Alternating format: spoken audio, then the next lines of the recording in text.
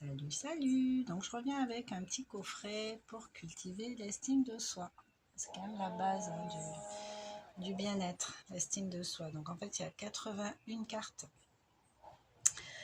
Dans ce coffret, chaque jour un message, un conseil. Donc moi je trouve qu'elles sont bien faites. Avoir une bonne estime de soi, c'est être capable de déterminer avec lucidité sa propre valeur, de s'aimer malgré ses défauts et ses limites. Ben oui, parce qu'on en a tous en tant qu'être humain. Il y en a qui ne le montrent pas, quand on ressemble à des super-héros, mais non, quoi. Ces gens-là, peut-être qu'ils sont super occupés à cacher cette partie d'eux-mêmes. En société, on a des masques. Et ce qui devient très grave, c'est quand on se cache à soi-même, en fait. Quand on se ment à soi-même. Alors, pour cultiver l'estime de soi, déjà, c'est arrêter de se mentir. Je vais tirer genre 2-3 cartes. Je vais tirer genre 2-3 cartes. On va les étudier ensemble. Donc moi je parle de ce que je connais, de ce que je sais, de ce que j'ai appris, de ce que j'ai compris, mais je n'ai pas la science infuse pour tout le monde. Donc ajustez à votre histoire, à votre personnalité, à vos vécus. Donc je m'efforce de faire confiance à ma force intérieure, même si je ne la ressens pas. Voilà. Je m'efforce de faire confiance à ma force intérieure, même si je ne la ressens pas. Nous sommes tous infiniment plus puissants que nous le pensons. Ça, c'est clair. Faire confiance à cette puissance, même lorsqu'on a rompu toute relation avec elle, permet de l'apprivoiser à nouveau. Et c'est excellent pour l'estime de soi. Donc, se rappeler qu'on est plus que ce qu'on nous fait comprendre en face. Parce que les gens parlent de leur projection, de leur point de vue à eux, de ce qu'ils comprennent. Comme je fais là aussi, hein, d'ailleurs. Mais bon, j'ai un peu étudié le développement personnel et je l'ai ramené dans ma vie, je l'expérimente chaque jour. C'est pour ça que je me permets de parler de tout ça. Donc je m'efforce de faire confiance à ma force intérieure, même si je ne la ressens pas.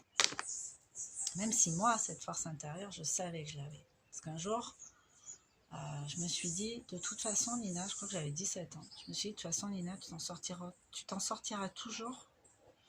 Quoi que tu fasses, tu t'en sortiras toujours. Voilà ce que je me suis dit. Quoi que tu fasses, tu t'en sortiras toujours. Et vous savez que c'est vrai en fait. C'est vrai parce que je me suis promis ça à moi-même et il est hors de question que je me trahisse. Donc c'est vrai. C'est vrai. J'en ai fait mon adage et c'est une forme de force intérieure. Mais cette force intérieure, je l'ai pas toujours exploitée. C'est-à-dire que je l'ai retrouvée dans un cheminement grâce à une connexion avec une personne. Ça fait un peu plus d'1 an. Et cette personne, sans le savoir, m'a tellement aidée. Elle m'a permis de me réconcilier avec moi, avec chaque partie de moi, à nouveau m'aimer, avant faire des vidéos, même faire des photos, c'est pas possible, quoi. Je pouvais pas me voir en peinture, quoi. C'est le cas, je me trouvais tous les défauts du monde et c'est un cheminement en fait, c'est de connexion qu'on a eu. En tout cas, moi je sais pour moi ce que ça m'a apporté. Ça m'a apporté énormément, ça m'a permis de m'aimer, de m'apprécier, de me regarder à nouveau, de me redécouvrir, et de me réconcilier avec des choses que j'aimais, que j'avais mis de côté, de faire émerger cet enfant intérieur, sa joie. Enfin, bon, après, j'ai bien conscience que c'est pas tout le monde qui va rencontrer, faire ce genre de connexion avec quelqu'un, mais c'est possible parce qu'en fait on est là pour grandir, pour évoluer, pour être heureux en fait. Donc peu importe la façon dont ça arrive, l'essentiel c'est que ce soit là, que ça se manifeste. Alors, une autre carte. Ah ben, c'est la notice. Mauvaise pioche. Bon, quand même 81 cartes. Hein. Alors, je pense à l'enfant que j'étais, je le prends dans mes bras, je le berce. Alors c'est vrai que j'ai fait un stage de pleine conscience, j'ai J'ai fait aussi un stage du féminin sacré. Donc l'idée, c'est de se réconcilier à sa partie féminine et de... Parce qu'on a une polarité féminine, une polarité masculine en nous. Ça s'appelle la dualité, c'est le yin, le yang, c'est normal. En tant qu'être humain, on a ces deux aspects-là. On ne doit pas avoir honte.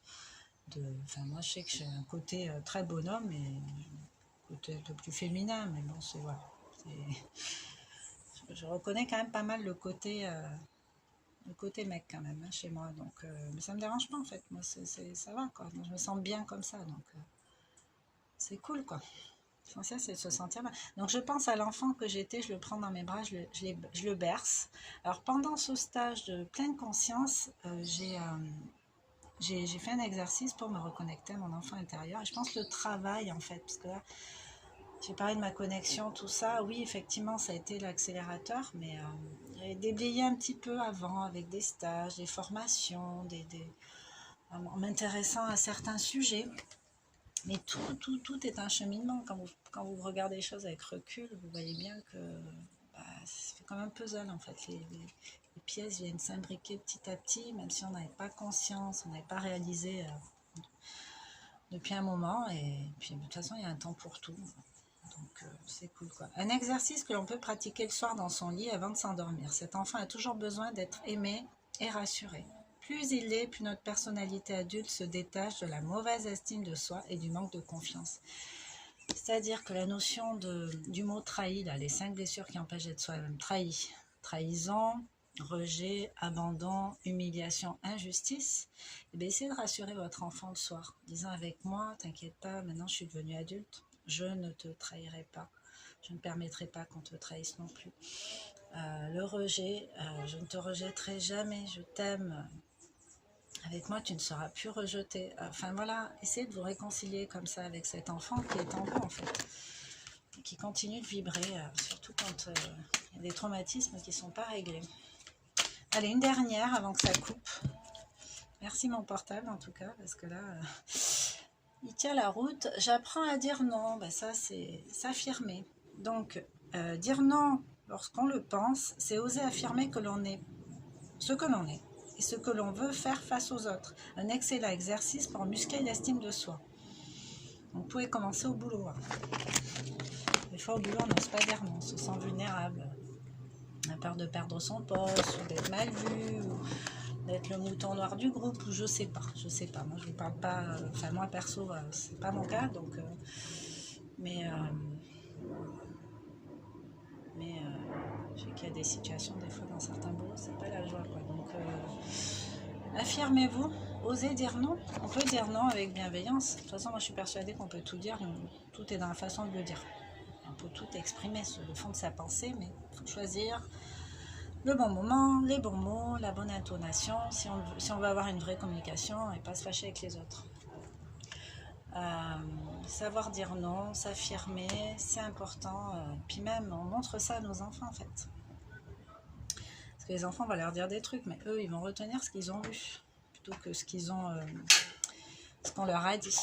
Voilà, la vérité. Pause.